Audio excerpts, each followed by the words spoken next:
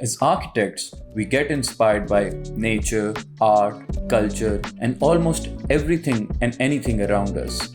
When an idea sparks in our imagination, we can't help but get our hands on a piece of paper and scribble it away.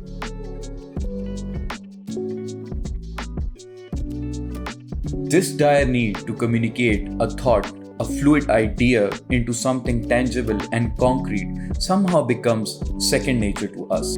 This search to connect dots and create ideas to paint a bigger picture is a continuous story of my life.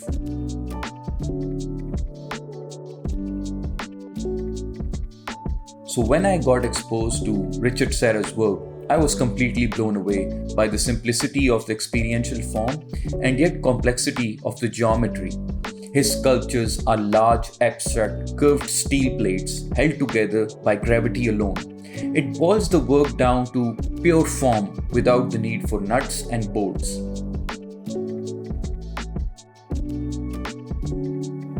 And looking at his sculptural pieces, I couldn't help but imagine an architecture that could follow a similar tectonic structure. I wouldn't be the first to think this way, because certainly I have seen somewhat similar interpretation by Heatherwick Studio as toilet designs, where you see the undulating band creating privacy and partition. However, I thought, what if this formal strategy is taken to a bigger scale and as a house or even as an urban plan? To visually communicate my concept, I modeled the form in Rhino and placed my model in a base template file that I often use to create similar digital models. You can find this base template file, link is in the description below. Just drag and drop your model into the file and you're good to go. So I wanted to create a similar sculptural experience to make it feel fluid and dynamic, and started to think and sketch a house.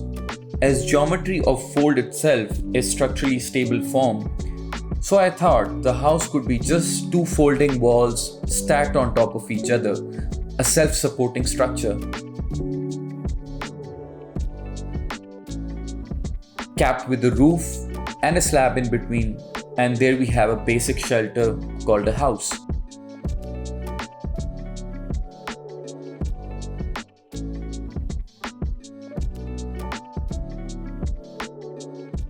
This is Salman, and I'll see you in the next one.